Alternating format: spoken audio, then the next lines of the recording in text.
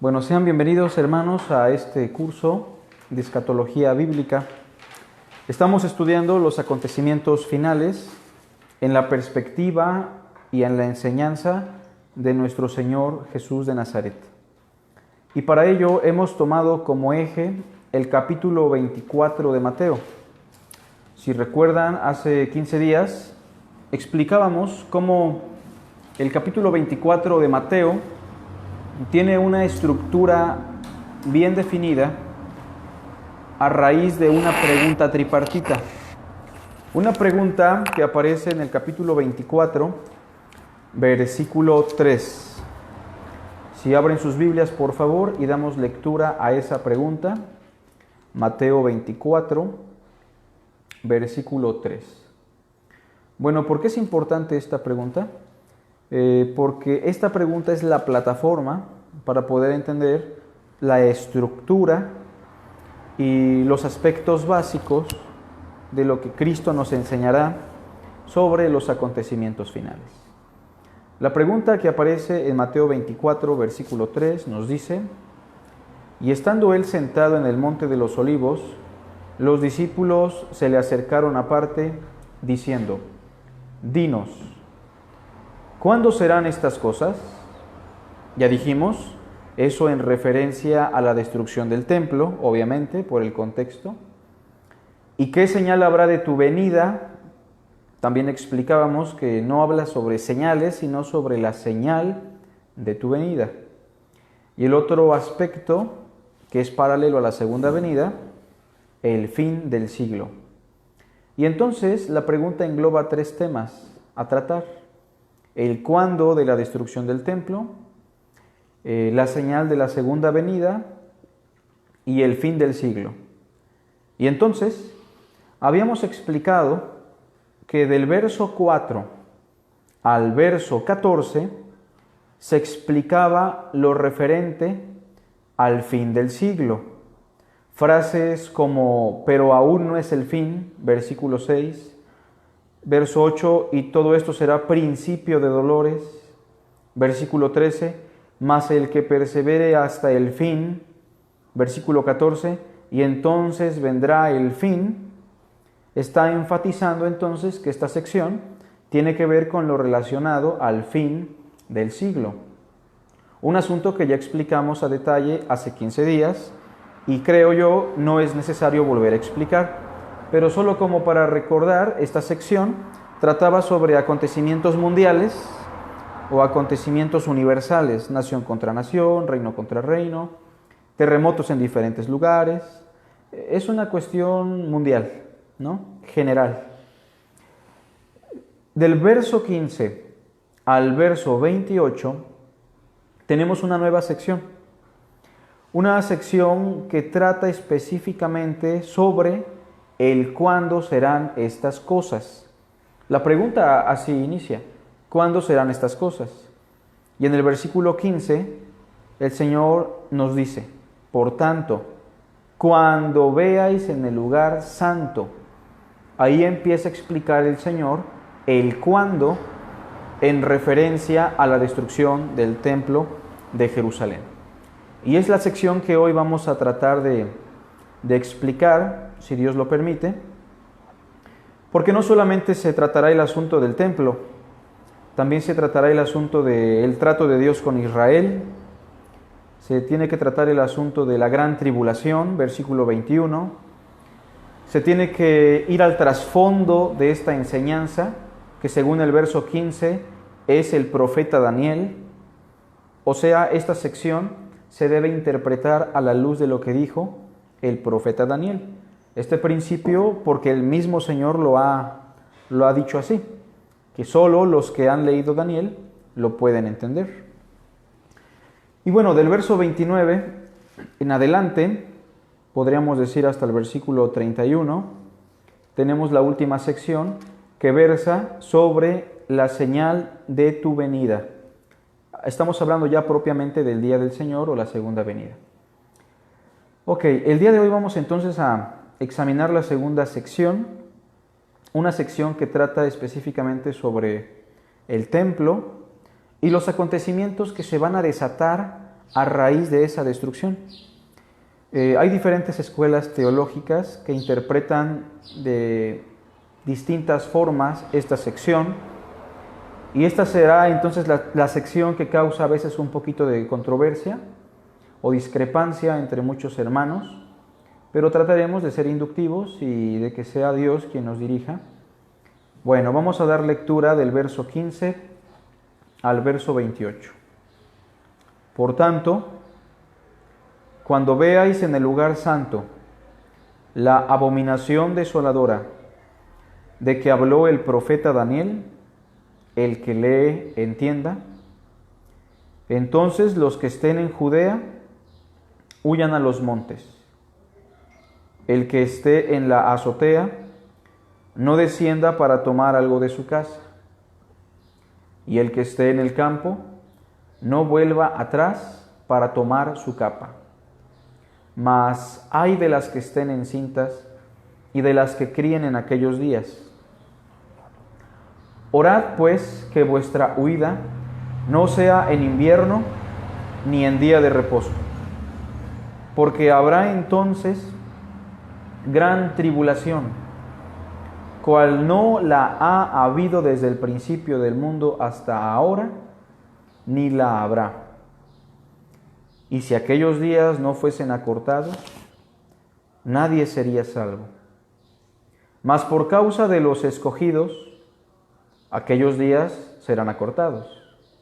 Entonces, si alguno os dijere, mirad, aquí está el Cristo, o mirad, allí está, no lo creáis, porque se levantarán falsos cristos y falsos profetas, y harán grandes señales y prodigios, de tal manera que engañarán, si fuere posible, aún a los escogidos. Ya os lo he dicho antes, así que si os dijeren, mirad, está en el desierto, no salgáis, o mirad, está en los aposentos, no lo creáis, porque como el relámpago que sale del oriente y se muestra hasta el occidente, así será también la venida del Hijo del Hombre, porque donde quiera que estuviera el cuerpo muerto, allí se juntarán las águilas. Bueno, una sección bastante importante, ¿no? Vamos a examinar un poquito el verso 15 y de ahí vamos a tratar de ir a Daniel para explicar lo concerniente al templo. Por tanto, cuando veáis en el lugar santo la abominación desoladora de que habló el profeta Daniel, el que lee, entienda. Obviamente, el que lee a Daniel. La abominación desoladora es un término, hermanos, que se acuñó en los escritos del profeta Daniel. Sobre todo en Daniel capítulo 8, Daniel capítulo 9 y Daniel capítulo 11. De alguna manera esa será la tarea para aquellos que quieran examinar el término, la abominación desoladora, porque es un término que aparece precisamente en esos 3 capítulos de Daniel. Repito, Daniel capítulo 8, Daniel capítulo 9 y Daniel capítulo 11. Sin embargo, Daniel usa el mismo término para hablar de eventos distintos, y es en donde nosotros tenemos que preguntarnos cuál es la cita que el Señor Jesucristo está tomando como referencia y aplicándola a la destrucción del templo. Bueno, históricamente hablando, el templo fue destruido en el año 70 después de Cristo por Tito el Romano. Eso lo sabemos la mayoría, ¿no?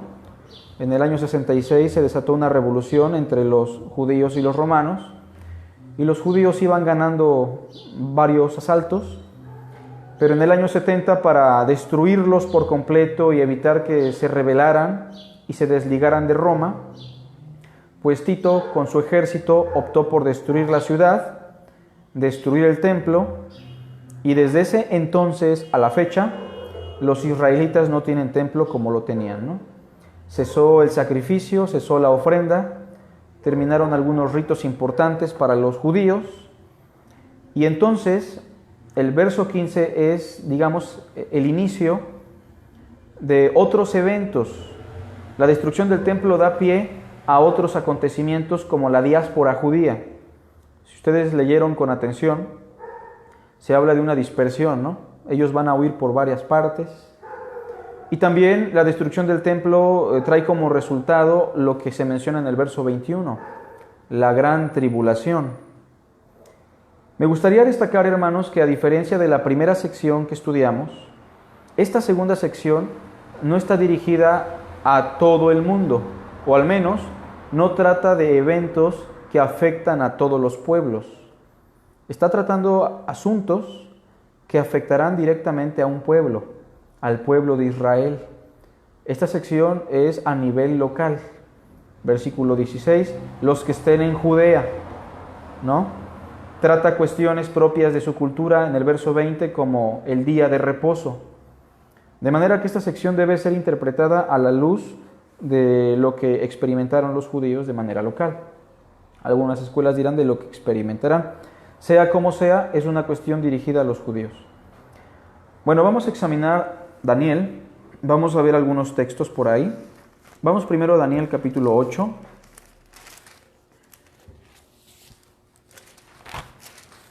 Para poder identificar el asunto de la abominación desoladora.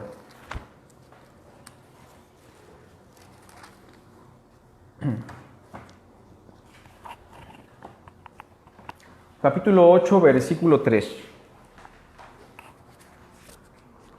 Capítulo 8, versículo 3. Alcé los ojos y miré, y he aquí un carnero que estaba delante del río, y tenía 2 cuernos.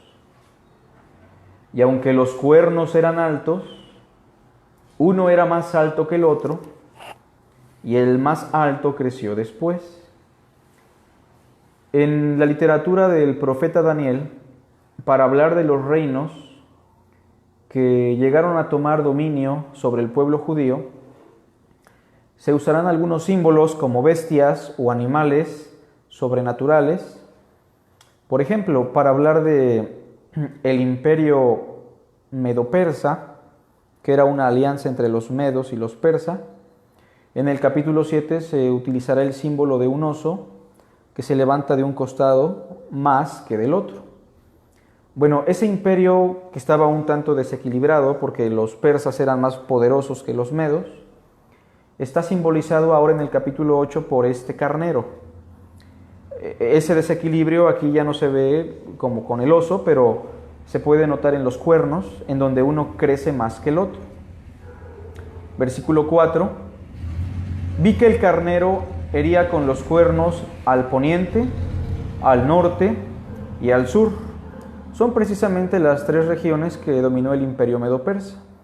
Se simbolizaba en el oso con las 3 costillas que estaban en su hocico, ¿se acuerdan?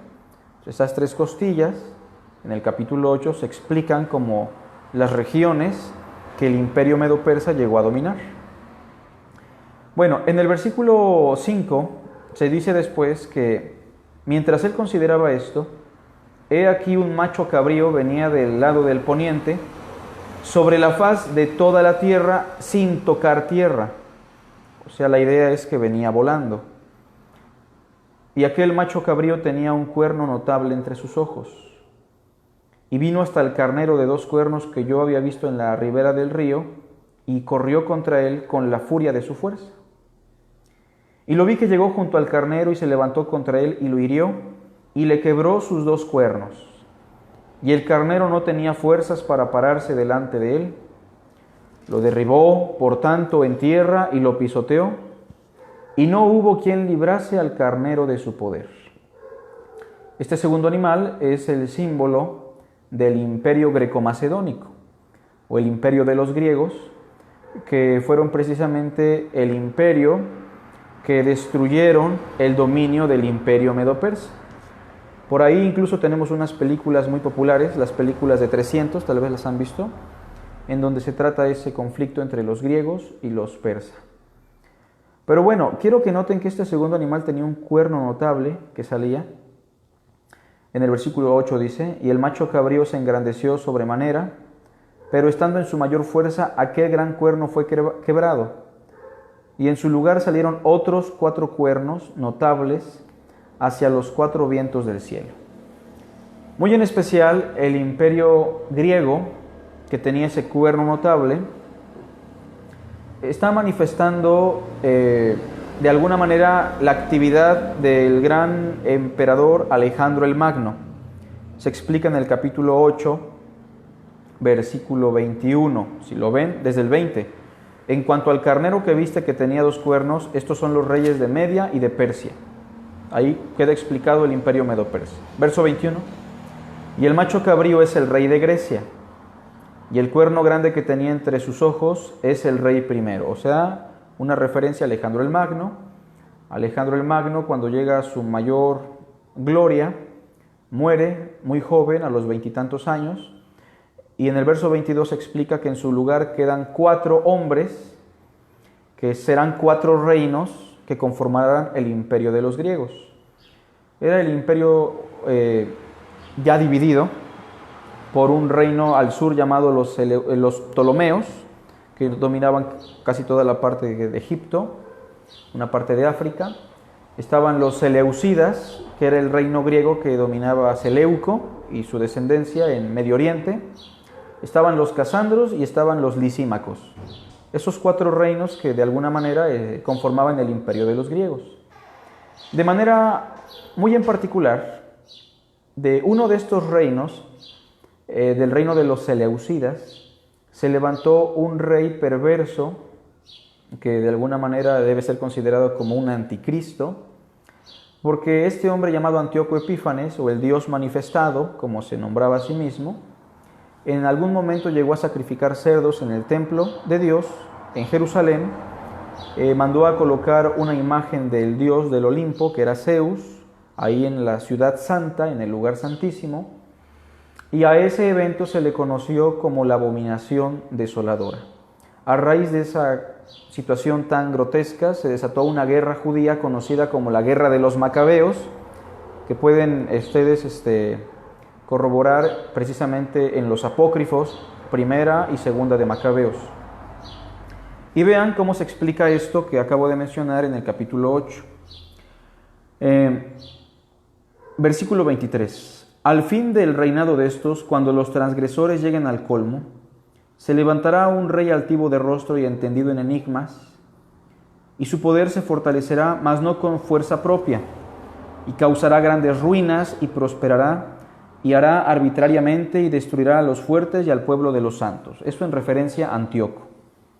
Con su sagacidad hará prosperar el engaño en su mano, y en su corazón se engrandecerá, y sin aviso destruirá a muchos y se levantará contra el príncipe de los príncipes, pero será quebrantado, aunque no por mano humana. Bueno, a toda esta situación que tenemos aquí se le conoce en el capítulo 11 como la abominación desoladora. Y entonces el capítulo 8 y el capítulo 11, donde se usa este término o se describe esta situación catastrófica para los judíos, es en referencia a algo que para los tiempos de Jesucristo ya había ocurrido aproximadamente unos 160 años antes. Entonces, lo único que nos queda es el capítulo 9, en donde se habla de la abominación desoladora, pero bajo otro reino. Capítulo 9, versículo 26. Y después de las 62 semanas, se quitará la vida al Mesías, mas no por sí. Y entonces aquí hablamos ya de la muerte del Mesías, e inmediatamente se menciona otra cosa. Y el pueblo de un príncipe que ha de venir destruirá la ciudad y el santuario. Es esta situación de la destrucción de Jerusalén y el santuario a lo que Cristo llama la abominación desoladora en el capítulo 24 de Mateo. De hecho, porque en el verso 27 de Daniel así se le menciona de alguna manera. Al final, cuando dice, después con la muchedumbre de las abominaciones vendrá el desolador. Ahí está la idea de la abominación desoladora. Bueno, en este contexto de Daniel capítulo 9, el desolador es el pueblo romano, que está comandado, según el verso 26, por un príncipe que por la historia sabemos que era Tito, hijo de Vespasiano, que en el año 70 destruyó la ciudad, destruyó el templo y con el oro recaudado de Jerusalén se construyó el Coliseo romano que aún sigue en pie en Roma. Y entonces, de manera muy panorámica, porque no estamos estudiando Daniel, la cita que Cristo está usando es básicamente Daniel capítulo 9, versículo 26 y versículo 27, en donde se describe la destrucción de Jerusalén y del templo y se usa el término abominación desoladora. Creo que hasta aquí esto sería un poquito más claro, ¿no? Bueno, regresando a Mateo capítulo 24,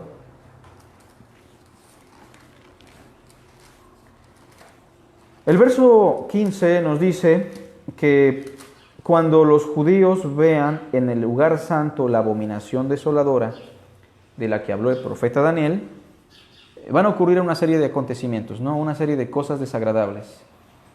Pero la pregunta es, ¿en qué consistió la abominación desoladora? Primero, consistió en que el templo fue profanado. Eso ya era una abominación delante de Dios y ante los judíos. Y era una abominación desoladora porque dejó desolado el templo y toda la ciudad. Pero podríamos entender mejor el verso 15 en su paralelo. ¿Se acuerdan que hablábamos de textos paralelos como Marcos y Lucas? Y entonces Lucas, si lo tenemos a la mano, Lucas 21, nos puede detallar un poquito más de lo que quiso decir Cristo en el capítulo 24, verso 15. Tengan a la mano los dos textos, Mateo 24:15 y Lucas 21, versículo 20. Dice Lucas 21, verso 20, pero cuando viereis a Jerusalén rodeada de ejércitos, sabed entonces que su destrucción ha llegado. Curioso que el énfasis de Mateo es el templo y el énfasis de Lucas es la destrucción de la ciudad, ¿lo notan? Pero de alguna manera ambas cosas se conjugan para explicar lo que dijo Daniel, que el pueblo de un príncipe que ha de venir destruirá la ciudad y el santuario.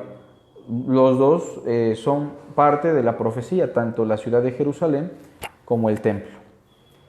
Bueno, y entonces es evidente que esta situación era futura para ellos, pero es algo que ya ocurrió para nosotros, porque Jerusalén fue rodeada en ese año, en el año 70, por los romanos.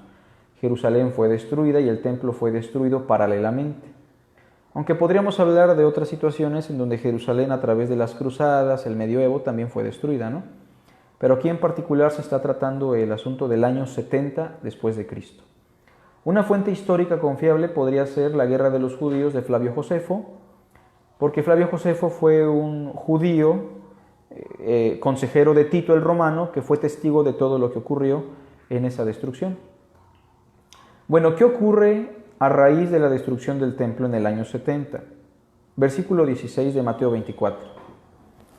Entonces, eso quiere decir en ese momento, cuando vean que el templo es destruido, profanado, y que la ciudad es destruida, los que estén en Judea huyan a los montes. El que esté en la azotea no descienda para tomar algo de su casa. Y el que esté en el campo no vuelva atrás para tomar su capa. Mas ay de las que estén encintas y de las que críen en aquellos días. Orad pues, que vuestra huida no sea en invierno ni en día de reposo. La situación se iba a poner fea, ¿no? Muy fea. Al grado de que Cristo dirá en el verso 19, ay de las que estén encintas. Me quiero atrever a pensar que esto tiene que ver mucho con lo que narra Flavio Josefo en alguna de sus narraciones, en donde explica que algunas mujeres piadosas, bajo el asedio de los romanos, al no tener alimento y agua, llegaron a comerse a sus propios niños por el hecho de que pues, tenían un hambre terrible, ¿no? Y se repitió lo que experimentaron con el rey Nabucodonosor en el año 605. Pero también es probable que esté esto ahí en el verso 19 por el hecho de que las mujeres y los niños son los más vulnerables ante situaciones muy trágicas como las que iban a vivir.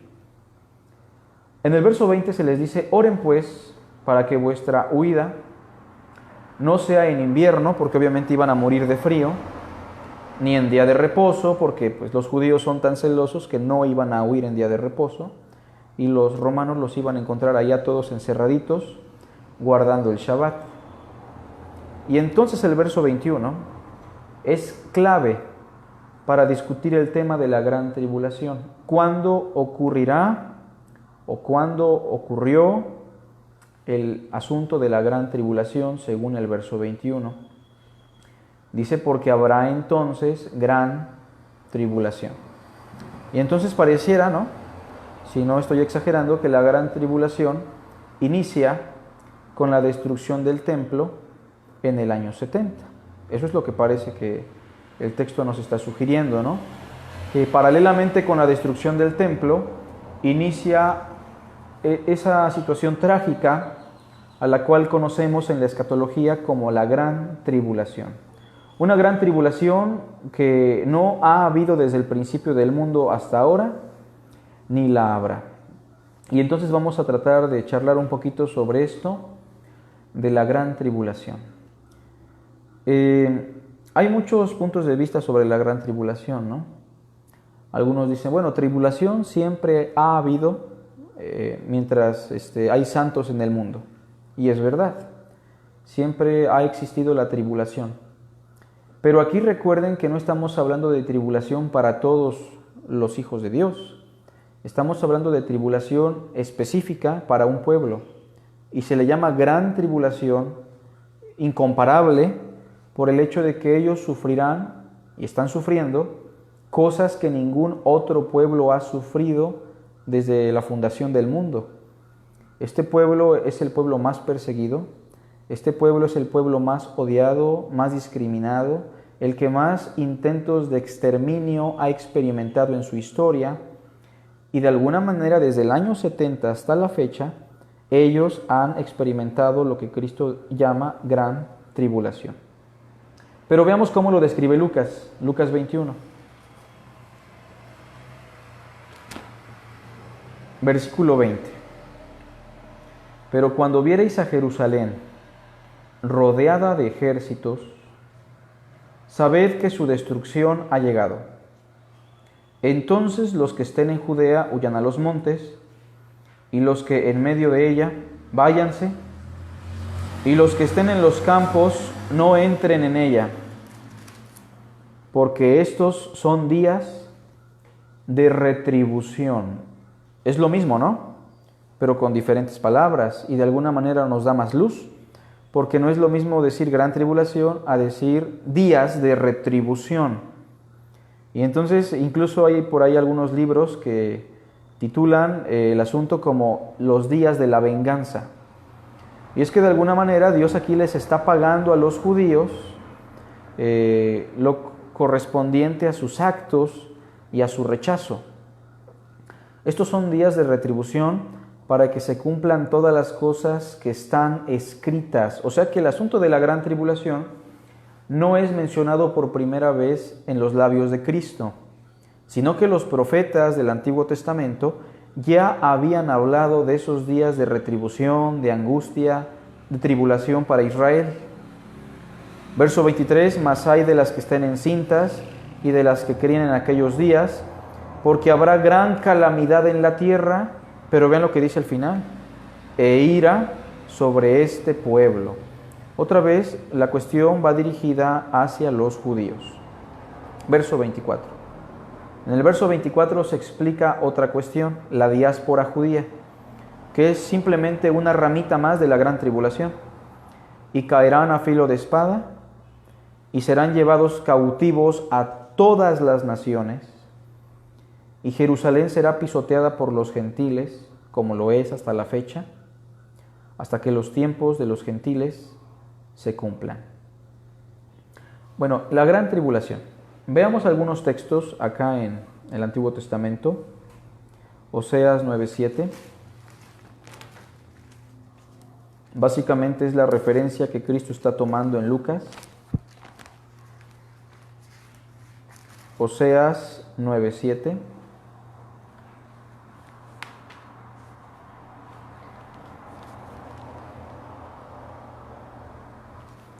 Dice así el texto. Oseas 9:7. Vinieron los días del castigo, vinieron los días de la retribución, e Israel lo conocerá. Necio es el profeta, insensato es el varón de espíritu, a causa de la multitud de tu maldad y grande odio. ¿Sí lo encontró, hermano? Oseas 9:7. Noten cómo aquí se habla de ese castigo y de esos días de retribución. Es lo mismo que dice Lucas, ¿no? Y otra vez se le dirige estrictamente al pueblo israelita. Esto tiene que ver mucho con lo que los judíos hicieron en la primera venida de Cristo. Ellos, según en la parábola de la viña y los labradores, rechazaron el mensaje de Dios, mataron a los profetas y coronaron su maldad asesinando al Hijo de Dios y proclamando sobre sí mismos el juicio de su sangre sea sobre nosotros y sobre nuestros hijos. Y entonces la gran tribulación tuvo su mayor impacto de alguna manera sobre esa generación que en el año 70 todavía fue la gente que mandó a crucificar al Señor, que mandó al Señor a la cruz. Y por eso por ahí Mateo dirá, de cierto os digo que no pasará esta generación hasta que todo esto acontezca. Eso en referencia a lo concerniente a lo local, nada más. Pero recuerden que esa sección se debe interpretar a la luz del profeta Daniel, como lo dijo el Señor. Y entonces la gran tribulación también aparece en el profeta Daniel capítulo 12.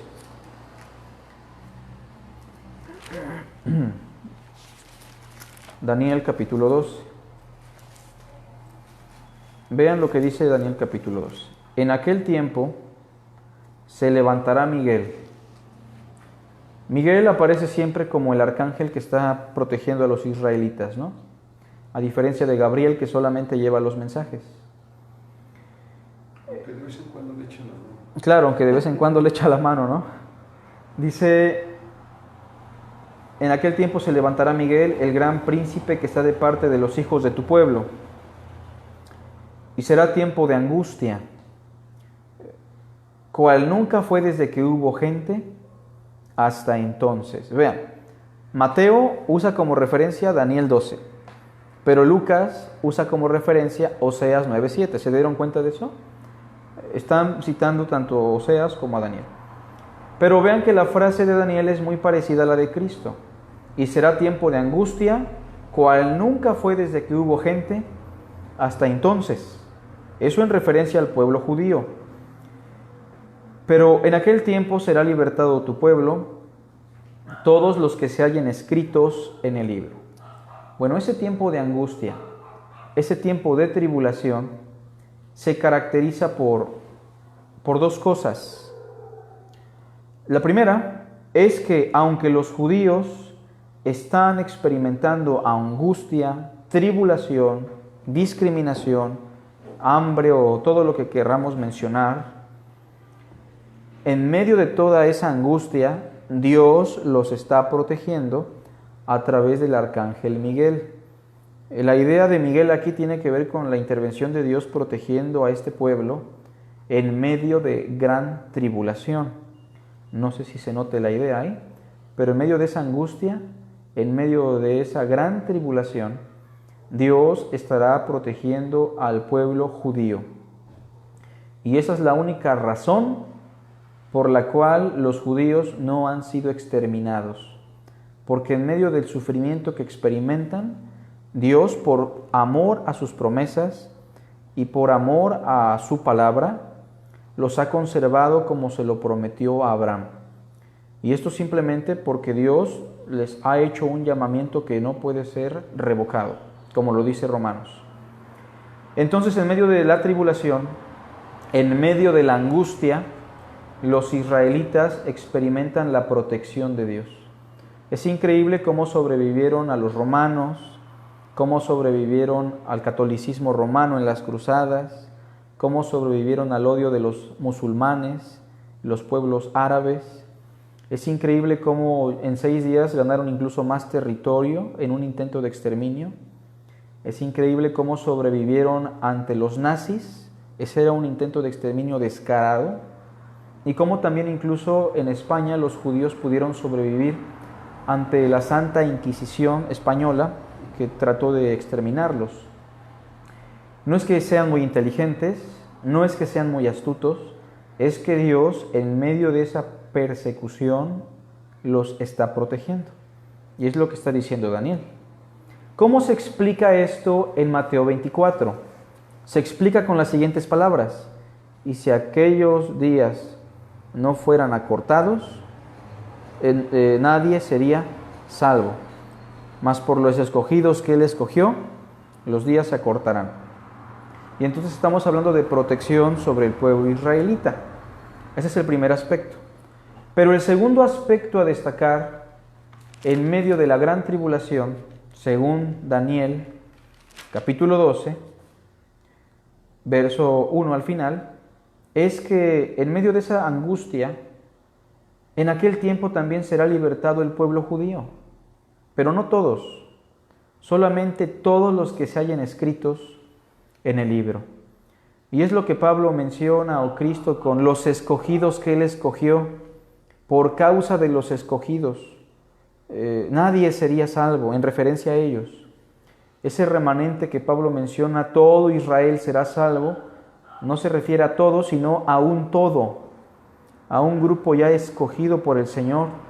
Y lo menciona con un símbolo: todos los que estén escritos en el libro. Y entonces desde el año 70 hasta que Cristo venga, habrá gran tribulación para ellos. Jerusalén será pisoteada, pero serán protegidos como pueblo, y muchos de ellos estarán experimentando la salvación que es en Cristo Jesús, para que se cumpla la promesa hecha a Abraham, a Isaac y a Jacob. Pablo trata el asunto en Romanos bastante detallado, diciendo: ¿ha desechado Dios a su pueblo? Y él dice que no. Y aquí entonces en Daniel 12:1 hay 3 aspectos: la protección para Israel, la retribución y el castigo para Israel, y también tenemos salvación para muchos judíos que están escritos en el libro de la vida. Es lo que se destaca aquí. Y entonces, sí. Entonces, desde tu punto de vista... Puede tomar el micrófono si gusta, hermano, para que lo escuchen. Entonces, mencionaste que el libro es como un símbolo. Eso es lo que, digamos, sería tu entender de lo que significa los que se hallen escritos en el libro. Sí, desde mi punto de vista sí. O sea, esto se usa desde Deuteronomio, los Salmos, en Daniel. Cristo lo usa en Lucas, lo usa Pablo en Tesalonicenses y lo usa Juan en Apocalipsis, el libro de la vida, como un símbolo del conocimiento que Dios tiene de los que Él ha escogido. Okay. Algunos opinan que es un libro, ¿no? Pero bueno, no es tan relevante eso. Claro. Bueno, el punto es que hay 3 aspectos a destacar. Me gustaría que examinemos, demos lectura a Mateo 24 otra vez, ya teniendo en claro lo que dice Daniel, y veamos si se mencionan los 3 aspectos: la tribulación, la protección y la salvación. Versículo 21 del capítulo 24. Porque habrá entonces gran tribulación, cual no la ha habido desde el principio del mundo hasta ahora, ni la habrá. Ahí está la tribulación o la angustia que menciona Daniel. Y si aquellos días no fuesen acortados, nadie sería salvo. Ahí se hablan de las otras 2 cositas. Por una parte, la salvación que experimentarán algunos escogidos del pueblo judío, y también cómo Dios acorta esos días para que ellos no sufran más. Ahí está la protección y el cuidado que Dios tiene sobre los israelitas. Dice: mas por causa de los escogidos, aquellos días serán acortados. El asunto de la gran tribulación también se menciona en Apocalipsis. Me gustaría que examinemos Apocalipsis 12.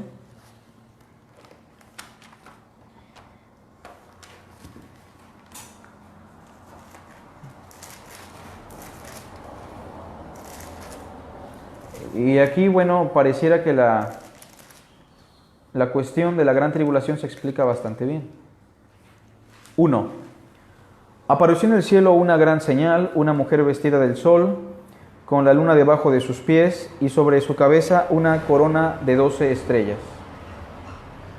De manera general, sabemos que este es el símbolo del pueblo israelita, un símbolo tomado del Génesis, capítulo 37, en donde el sol, la luna y las estrellas son la familia de Israel, que de alguna manera fueron los inicios de la nación israelita. Y entonces esta mujer no es una mujer, es el pueblo israelita. Un pueblo que estaba en la espera de su Mesías, según el verso 2. Pero entre tanto que el Mesías llegaba, ellos clamaban con dolores de parto en la angustia del alumbramiento. Fueron subyugados por los judíos, fueron subyugados por los caldeos, medopersa, griegos, romanos, y ellos esperaban a su Mesías. La mujer esperaba al niño que los iba a libertar. Sin embargo, el dragón que aparece en el verso 4, que es el símbolo de Satanás, en el Antiguo Testamento estuvo siempre atento para destruir la simiente santa, evitando la llegada de ese segundo Adán o ese Salvador. Por eso Faraón mandó a matar a los niños, porque realmente era Satanás influenciando a Faraón. Por eso Herodes mandó a matar a los niños, porque realmente era Satanás influenciando la mente de Herodes. Pero entonces el niño nace, y lo que ocurre con la mujer, con el pueblo israelita, es algo bastante peculiar, porque no experimentan las glorias que debieron experimentar. El verso 6 nos dice que la mujer huyó al desierto. Es el símbolo del sufrimiento, el símbolo de su persecución, el símbolo de que están huyendo de algo. Es probablemente el símbolo de la diáspora judía, de su dispersión, de lo que dijo Cristo, y serán llevados cautivos a todas las naciones. El desierto probablemente un símbolo que nos recuerda el sufrimiento que tuvieron en el desierto, huyendo de los egipcios, pero en ese desierto, aunque sufrieron, experimentaron la protección de Dios. La nube, la bola de fuego, la roca que los seguía. Pero dice el verso 6 que aunque ellos están huyendo, tienen lugar preparado por Dios para que allí Dios los sustente. Y se usa un número que hoy no vamos a explicar porque no es el tema, ¿verdad? Pero el punto es que Dios los está sustentando en medio de su angustia. Dios los está sustentando en medio de su tribulación.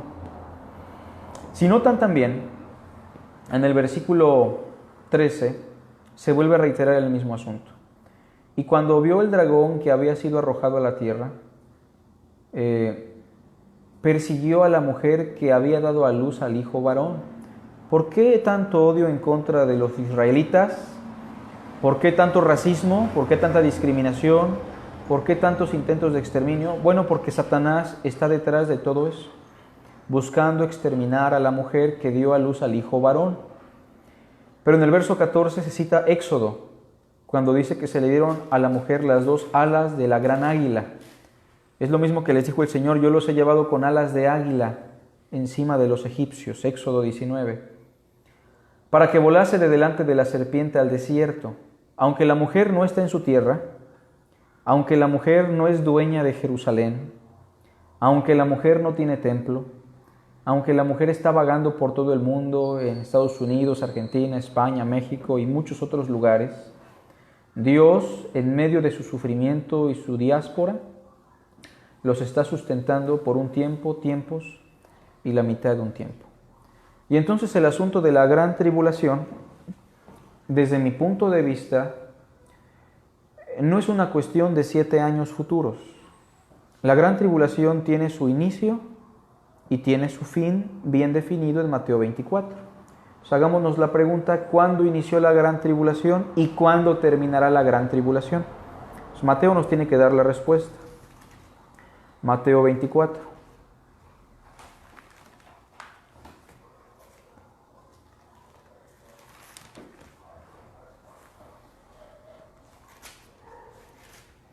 Mateo 24, versículo 21, nos explica cuándo inició. Porque habrá entonces gran tribulación. Eso, evidentemente, en el contexto del texto que estamos leyendo, es paralelo a la destrucción del templo. Cuando el templo es destruido en el año 70, en ese mismo momento, se empezó a experimentar la gran tribulación. Pero la gran tribulación no es algo que quedó estático en el año 70, como algunos preteristas han llegado a sugerir, que ya lo sufrió esa generación y ya no hay más gran tribulación. Entonces también hay un aspecto futuro, porque el verso 29 nos dice cuándo terminará. E inmediatamente después de la tribulación de aquellos días, el sol se oscurecerá y la luna no dará su resplandor y las estrellas caerán del cielo y las potencias de los cielos serán conmovidas. ¿Cuándo terminará la gran tribulación según Cristo? Cuando Él venga por segunda vez. El universo empezará a colapsar, las estrellas chocarán con nuestro planeta, verso 30, y entonces aparecerá la señal del Hijo del Hombre. Entonces ese lapso de tiempo de la gran tribulación inicia en el año 70 aproximadamente, con la destrucción del templo Jerusalén, pero terminará hasta que Cristo venga por segunda vez. Eso en apariencia es lo que Cristo nos está enseñando aquí en este pasaje, ¿no? Bueno, ¿hasta aquí no hay alguna pregunta por allá, Gretita? Hermano, ¿alguna pregunta, comentario? ¿Se vale? ¿Opinar también? Mejor después. Sale. Perfecto. Vamos a otro texto en 1 Tesalonicenses, donde pareciera que Pablo está como que haciendo referencia ya al asunto de la retribución a los hebreos. Primer carta a Tesalonicenses, capítulo 2, verso 14 al 16. Aunque esta carta fue escrita unos 5 o 6 años, o incluso 10 años, no podríamos exagerar, es una probabilidad, antes de la destrucción del templo y de la gran tribulación de la cual estamos hablando, pareciera que los judíos ya se estaban corrompiendo bastante a raíz del rechazo que le dieron al Mesías. Y ya estaban sufriendo los estragos de sus malas decisiones, ¿no? Verso 14, porque vosotros, hermanos, vinisteis a ser imitadores de las iglesias de Dios en Cristo Jesús, que están en Judea, pues habéis padecido de los de vuestra propia nación las mismas cosas que ellas padecieron de los judíos, los cuales mataron al Señor Jesús y a sus propios profetas. Y a nosotros nos expulsaron y no agradan a Dios, y se oponen a todos los hombres, impidiéndonos hablar a los gentiles para que éstos se salven.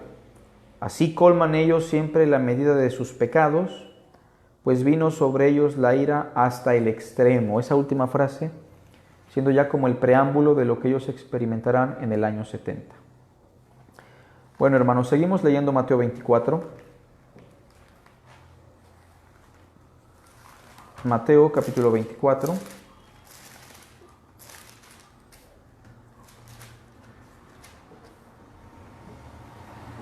Versículo 23. En ese contexto del año 70, cuando los judíos experimentan la destrucción de Jerusalén, pues se crean algunos grupos de alguna manera vandálicos en la ciudad, y también se levantan algunos falsos profetas dentro de esa ciudad, como un egipcio que se proclamó a sí mismo el Mesías, otro llamado Judas, que en el año 70 arrostró también a una gran multitud y lo siguieron porque creyeron que era el Mesías. Y por eso el verso 23, desde mi punto de vista, tiene que ver mucho con eso, ¿no? De que en medio de la revolución judía en contra de los romanos, en donde el anhelo de los judíos era vamos a ganar y nos vamos a liberar, pues se levantaron personas aprovechando esa emoción para proclamarse a sí mismo el Cristo.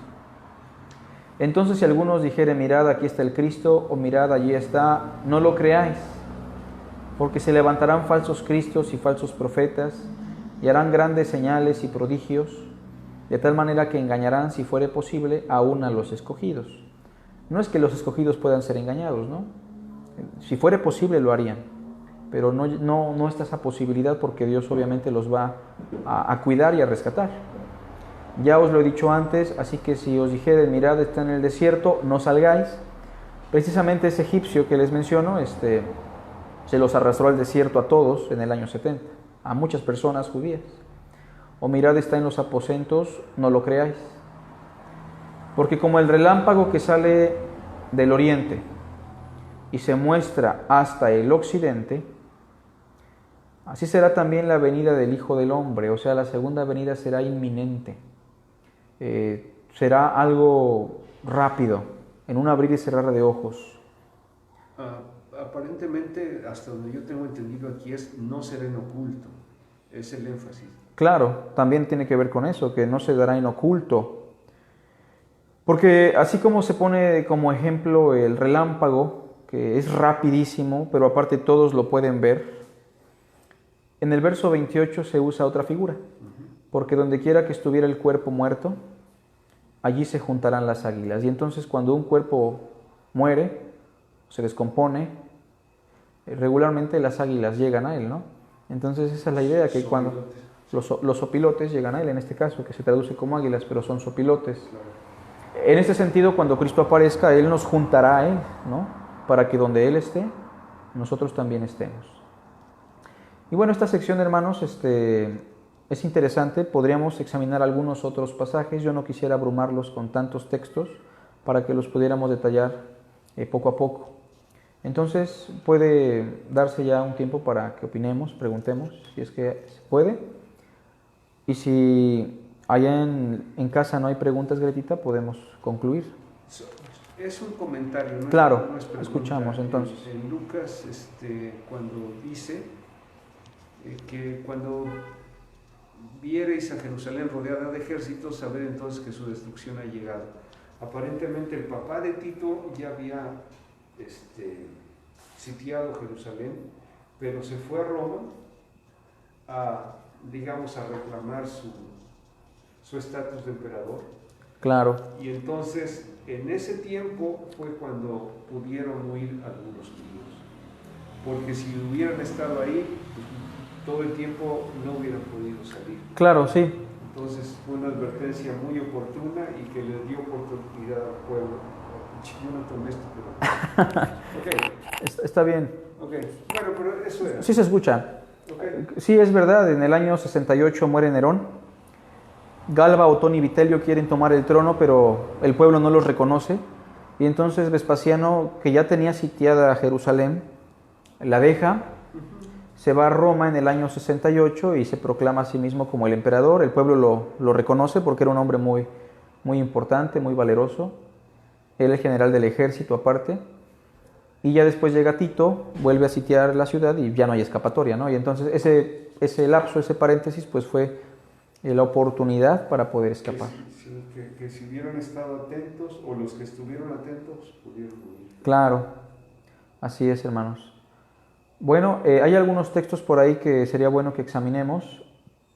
Si lo quieren, lo podemos hacer, no sé aquí, hermano, pero creo que sería mucha información, ¿verdad? Y entonces en su momento trataremos Tesalonicenses, algunos otros textos.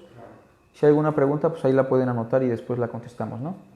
Pues hacemos una oración, hermanos, ¿sale? Señor, te agradecemos por el tiempo que tú nos has regalado para examinar tu palabra sobre estos asuntos que son bastante interesantes. Ayuda a que a todo tema nos guíe a Cristo y que podamos poner los ojos en ti, Señor. Que podamos experimentar el amor, el perdón, la misericordia, la tolerancia, y que seas tú quien nos dirija, Padre. Sí, sí. Te lo rogamos en Cristo Jesús. Amén. Amén. Que Dios les bendiga, hermanos.